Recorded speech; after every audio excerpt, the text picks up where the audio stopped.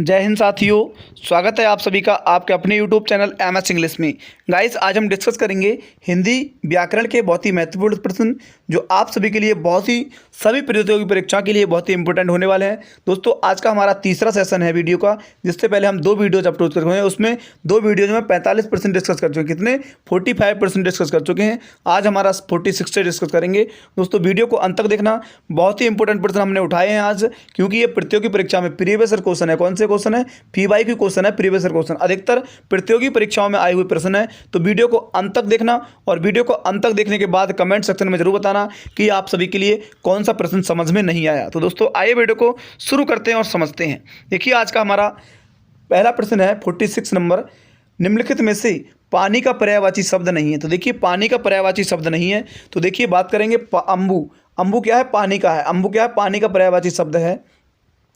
Sir, Meghpushp. देखिए, मेघ माना होता है बादल और पुष्प माने फ्लावर। तो देखिए, बादलों का फ्लावर होता है, तो बारिश की बात हो रही है यहाँ पर। तो देखिए, ये पानी है, पानी का पर्यायवाची है। नीर की बात हो रही है, तो इसमें भी क्या है? पानी है। लेकिन यहाँ पर पूछा है कि नहीं है। क्या पूछा है? नहीं है, पानी का पर्यायवाची नहीं है। तो ऑप्शन बी बिल्कुल राइट आंसर हो जाएगा यहाँ पर, कि पानी का पर्यायवाची नहीं है। बी ऑप्शन सर, सर बिल्कुल राइट आंसर यहाँ पर हो जाएगा। अगला प्रश्न देखेंगे। अगला प्रश्न हमारा 47 नंबर प्रश्न है कि निम्नलिखित में से घर का पर्यायवाची शब्द नहीं है। तो देखिए, घर का पर्यायवाची शब्द नहीं है। क्या नहीं है? तो देखिए, पावक। पावक की बात करेंगे। सदन, साला, निकेतन। तो देखिए, यहाँ पर बी ऑप्शन क्या है? सदन, ये घर का पर्यायवाची है। साला घर का पर्यायवाची है। निकेतन घर का पर्यायवाची। लेकिन ए ऑप्शन यानी पावक, पावक क्या है? ये घर का पर्यायवाची नहीं है। तो यहाँ पर राइट आंसर की बात करेंगे। राइट आंसर पहला ऑप्शन ए ऑप्शन हो जाएगा, कि पावक। पावक घर का पर्यायवाची शब्द नहीं है। अगला प्रश्न देखेंगे। देखिए, 48 नंबर प्रश्न देखेंगे कि विशेषण कितने प्रकार के होते हैं। तो देखिए, विशेषण की बात हो रही है, तो विशेषण कितने प्रकार के होते हैं? तो विशेषण 2 प्रकार के, 4 प्रकार के, 6 प्रकार के, या फिर 3 प्रकार के। तो यहाँ पर राइट आंसर की बात करेंगे। तीसरा बी ऑप्शन हो जाएगा हमारा 4। विशेषण 4 प्रकार के होते हैं। तो राइट आंसर हमारा क्या हो जाएगा? 4 हमारा राइट आंसर हो जाएगा। तो ऑप्शन बी बिल्कुल राइट आंसर यहाँ पर है। विशेषण 4 प्रकार के होते हैं। अगला प्रश्न देखिए। देखिए, बहुत ही इंपॉर्टेंट प्रश्न है। सर्वनाम कितने प्रकार के होते हैं? तो सर्वनाम की बात हो रही है यहाँ पर। सर्वनाम कितने प्रकार के होते हैं? तो 3 प्रकार के, 4 प्रकार के, 5 प्रकार के, या फिर 6 प्रकार के। तो यहाँ पर राइट आंसर की बात करेंगे। राइट आंसर हो जाएगा 6 प्रकार के। कितने प्रकार के होते हैं? सर्वनाम। सर्वनाम को अंग्रेजी में क्या बोलते हैं? प्रोनाउन बोलते हैं। क्या बोलते हैं? प्रोनाउन बोलते हैं। तो प्रोनाउन हमारे कितने प्रकार के होते हैं? 6 प्रकार के होते हैं। सर्वनाम 6 प्रकार के होते हैं। अगला प्रश्न देखेंगे। अगला प्रश्न क्या है? उत्पत्ति की दृष्टि से शब्दों के कितने भेद होते हैं? तो देखिए, उत्पत्ति की दृष्टि से 2 होते हैं, 4 होते हैं, 5 होते हैं, या फिर 7 होते हैं। तो यहाँ पर राइट आंसर की बात करेंगे। राइट आंसर हमारा हो जाएगा 4। देखिए, उत्पत्ति की दृष्टि से शब्दों के भेद होते हैं, 4 होते हैं। कितने होते हैं? 4 होते हैं। ऑप्शन बी बिल्कुल राइट आंसर यहाँ पर है। अगला प्रश्न देखिए, 51 नंबर। रचना की दृष्टि से शब्दों के कितने भेद हैं? तो देखिए, रचना की दृष्टि से बात करेंगे। यहाँ पर 2 हैं, 3 हैं, 4 हैं, या फिर 5 है। तो यहाँ पर राइट आंसर हमारा दूसरा ऑप्शन हो जाएगा 3। तो देखिए, रचना की दृष्टि से शब्दों के 3 भेद होते हैं। कितने भेद होते हैं? 3 भेद होते हैं। इसलिए ऑप्शन बी बिल्कुल राइट आंसर यहाँ पर हो जाएगा। अगला प्रश्न देखेंगे। देखिए, मैं बहुत ही स्पीड तरीके से इसलिए कर रहा हूँ क्योंकि परीक्षा आपके नज़दीक है। क्या है? परीक्षा करीब है। तो परीक्षा करीब के लिए आपको जल्दी से बहुत ही स्पीड तरीके से तैयारी करेंगे, तभी आप परीक्षा को अच्छे से ज़्यादा से ज़्यादा क्वेश्चन अटेम्प्ट करेंगे। देखिए, प्रैक्टिस ही इंसान को क्या है? परिपूर्ण बनाती है। तो देखिए, जितनी ज़्यादा आप प्रैक्टिस करेंगे क्वेश्चनों की, उतनी ही ज़्यादा आपको प्रश्न याद होंगे। तो दोस्तों, ये प्रैक्टिस का समय है, इसलिए मैं स्पीड तरीके से प्रश्नों को कर रहा हूँ। तो दोस्तों, आइए वीडियो को देखिए। अगला प्रश्न है 52 नंबर। देखिए, जो भी स्टूडेंट विद्यार्थी चैनल पर पहली बार आए हों तो चैनल को सब्सक्राइब जरूर कर लेना और वीडियो को लाइक कर देना। देखिए, संज्ञा के कितने भेद होते हैं? तो देखिए, संज्ञा के भेद की बात हो रही है। संज्ञा क्या होता है? देखिए, संज्ञा होता है, अंग्रेजी में इसको क्या बोलते हैं? नाउन बोलते हैं। क्या बोलते हैं? नाउन। नाउन ही क्या होती है? संज्ञा होती है। तो देखिए, संज्ञा कितने प्रकार के होते हैं? 2 प्रकार के होते हैं, 4 प्रकार के होते हैं, 5 प्रकार के, या इनमें से कोई नहीं। तो देखिए, यहाँ पर राइट आंसर हमारा क्या है?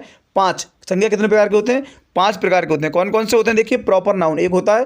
प्रॉपर नाउन जिसको हम बोलते हैं, क्या बोलते हैं? व्यक्तिवाचक संज्ञा। क्या बोलते हैं?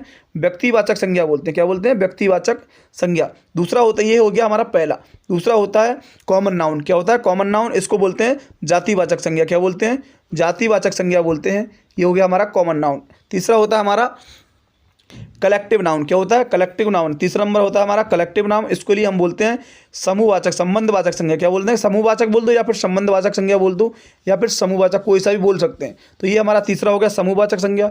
चौथा हमारा क्या होता है? Material noun. क्या होता है? मटेरियल नाउन, उसको बोलते हैं हम धातुवाचक संज्ञा। क्या बोलते हैं? धातुवाचक संज्ञा बोलते हैं। क्या बोलते हैं? धातुवाचक संज्ञा। अब हमारा पांचवा एक बचा, पांचवा क्या होता है? हमारा एब्स्ट्रैक्ट नाउन होता है। क्या होता है? एब्स्ट्रैक्ट नाउन, उसको हम बोलते हैं भाववाचक संज्ञा। क्या बोलते हैं? भाववाचक संज्ञा। तो ये हमारे 5 प्रकार के संज्ञाएं होती हैं। तो 5 प्रकार की हमारी संज्ञा हमने डिस्कस कर दी कि संज्ञा के कितने भेद होते हैं, तो 5 भेद होते हैं। ऑप्शन सी हमारा यहाँ पर बिल्कुल राइट आंसर हो जाएगा, 5। अगला प्रश्न देखेंगे, देखिए 52 नंबर प्रश्न देखेंगे, विकारी और अभिकारी शब्दों के कितने भेद होते हैं? तो देखिए विकारी और अभिकारी शब्दों के भेद की बात हो रही है यहाँ पर, तो कितने भेद होते हैं? 2 होते हैं, 4 होते हैं, 6 होते हैं या फिर 8 होते हैं। तो यहाँ पर राइट आंसर की बात करेंगे, डी ऑप्शन हो जाएगा 8। क्या हो जाएगा? डी ऑप्शन हमारा हो जाएगा 8। 8 होते हैं विकारी और अभिकारी शब्दों के भेद। अगला प्रश्न देखेंगे, देखिए 45 नंबर देखेंगे, इनमें से कौन सा शब्द संज्ञा से बना हुआ विशेषण है? तो देखिए कृपा, जाति, नमक या फिर कुलीन। तो देखिए यहाँ पर राइट आंसर की बात करेंगे, संज्ञा शब्द से बना हुआ है, तो संज्ञा शब्द से डी ऑप्शन बना हुआ है कुलीन। देखिए कुल शब्द से बना है, किससे बना है? कुल शब्द से बना है, तो कुलीन ये हमारा बिल्कुल राइट आंसर हो जाएगा, डी ऑप्शन। क्या हो जाएगा? डी ऑप्शन बिल्कुल राइट आंसर यहाँ पर हो जाएगा। अगला प्रश्न देखेंगे, अगला हमारा 55 नंबर प्रश्न है, यथा समय। यथा समय समास है, तो तत्पुरुष समास है, अव्ययी भाव समास है, कर्मधारय समास, बहुब्रीहि समास। तो यहाँ पर राइट आंसर की बात करेंगे, राइट आंसर होएगा अव्ययी भाव समास। क्या हो जाएगा? अव्ययी भाव समास। ऑप्शन बी बिल्कुल राइट आंसर यहाँ पर हो जाएगा। अगला देखिए, अगला प्रश्न है, प्रत्येक समास है। प्रत्येक में क्या होता है? प्रत्येक क्या है? समास है। प्रत्येक, प्रत्येक का मतलब होता है प्रति एक।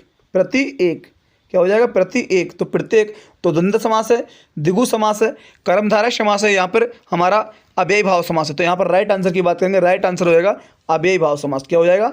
अव्ययी भाव समास। तो ऑप्शन सी बिल्कुल राइट आंसर यहाँ पर है। अगला प्रश्न देखिए, अगला प्रश्न हमारा तिरंगा। क्या है? तिरंगा कर्मधारय समास है, बहुब्रीहि समास है, द्वंद्व समास है या फिर हमारा क्या हो गया? इनमें से कोई नहीं। तो यहाँ पर राइट आंसर की बात करेंगे, राइट आंसर हमारा होगा बी ऑप्शन। क्या हो जाएगा? बहुब्रीहि समास। क्या हो जाएगा?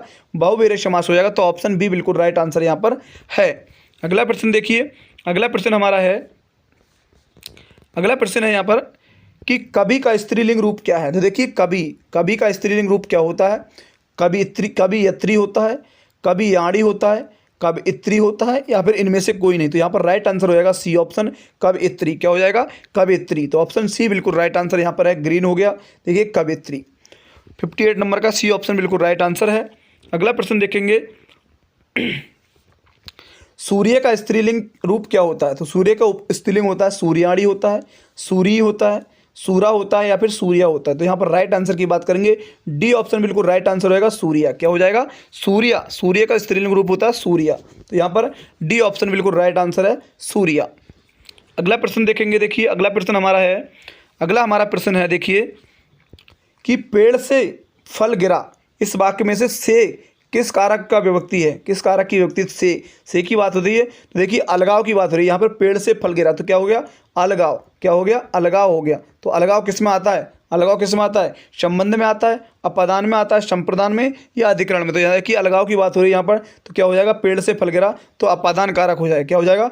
अपादान हो जाएगा। क्या हो जाएगा? अपादान। अपादान में क्या होगा? अलगाव की बात होती है, यानी पेड़ से पत्ते गिरे या फिर पेड़ से फल गिरा या पेड़ से व्यक्ति गिरा, तो क्या हो जाएगा? अपादान। जहाँ पर गिरने की, दूर होने की बात हो रही है, हमारे हाथ से पेन छूट गया, गिर गया, तो देखिए जहाँ गिरने की, दूर होने की बात होती है, वहाँ अपादान कारक होता है। तो ऑप्शन बी बिल्कुल राइट आंसर यहाँ पर है। तो देखो ये रहे हमारे 15 क्वेश्चन, बहुत ही सटीक तरीके से हमने स्पीड तरीके से कराया 15 क्वेश्चन, जो आप सभी के लिए बहुत ही इंपॉर्टेंट रहे होंगे। उम्मीद करता हूँ आपको वीडियो समझ आया होगा, प्रश्न सारे सीख गए होंगे। दोस्तों वीडियो आप सभी के लिए अच्छा लगा हो तो वीडियो को लाइक, शेयर और सब्सक्राइब जरूर करें। दोस्तों thank you, best of luck.